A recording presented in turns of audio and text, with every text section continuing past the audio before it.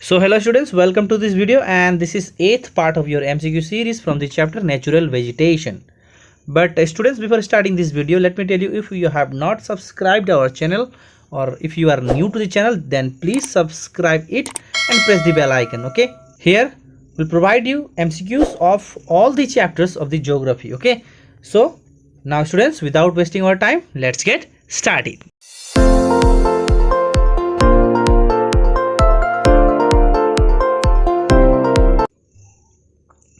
So students, very first question here, question number 1, pehla question, and your question is varies with height altitude from deciduous to coniferous. So options are here. First option mountain forest, second option evergreen forest, third option desert forest, and fourth option tidal forest. Varies with height, altitude, and from deciduous to coniferous. So here students, first option, that is mountain forest, is the correct option. Okay, अब बढ़ते हैं बच्चों question number 2 की ओर. Question number 2 है आपका blanks yield gum for turning leather. First option teak and sheesham, second option spruce and fir, third option khair and babul, and fourth option gurjan and sundari. तो students, यहाँ पर हर ऑप्शन में आपको दो पेड़ों के नाम दिया गया है. तो इन ऑप्शंस में से कौन सा दो पेड़ है जिससे गम यील्ड होती है लेदर को टर्निंग करने के लिए. ठीक है, तो यहां पर है आपका option number third, that is khair and babul. Okay, so khair and babul yield gum for turning leather. अब अगला क्वेश्चन है students, question number 3. The shifting cultivation is also known as, shifting cultivation को इस नाम से भी जाना जाता है. तो कौन सा ऑप्शन होगा students? Cover crop, first option cover crop, second option plantation, third option slash and burn, and fourth option none of the above.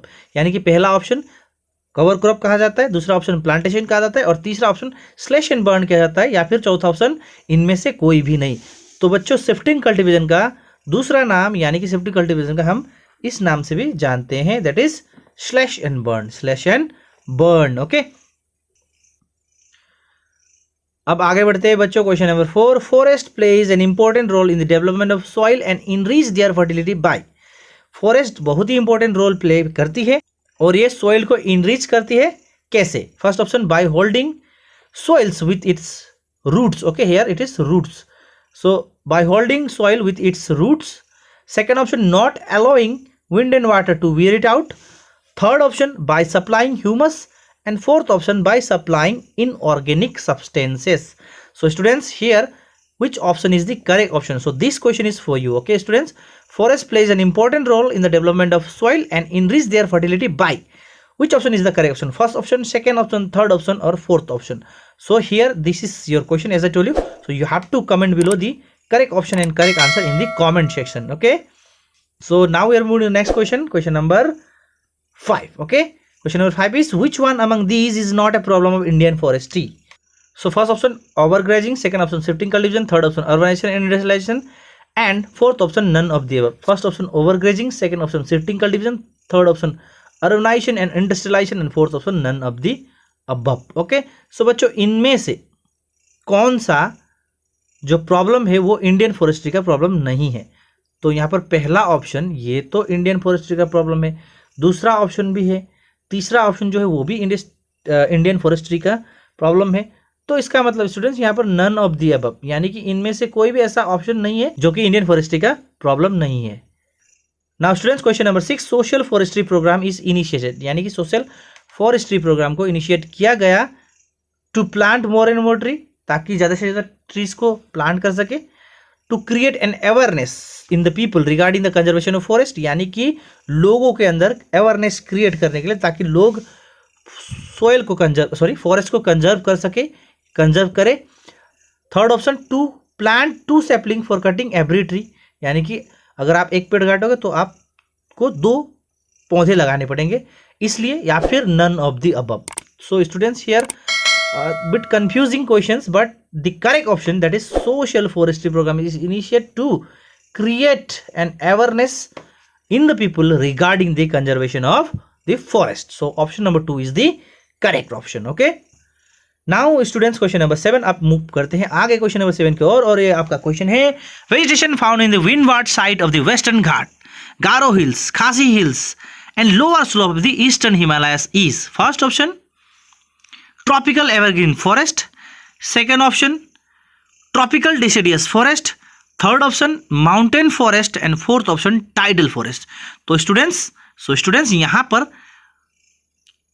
Tropical evergreen forest is the, यानी कि यहाँ पर ट्रॉपिकल एवरग्रीन फॉरेस्ट ऑप्शन यानी कि पहला option जो है correct होगा, क्योंकि ये फॉरेस्ट यानी कि ट्रॉपिकल एवरग्रीन फॉरेस्ट जिसे हम रेन फॉरेस्ट भी कहते हैं, ये फॉरेस्ट पाए जाते हैं western Ghat, windward side of the western Ghat और गारो हिल्स, खासी हिल्स, उसके अलावा eastern slopes of the Himalaya mountain. ठीक है, तो option number 1 is the correct option here.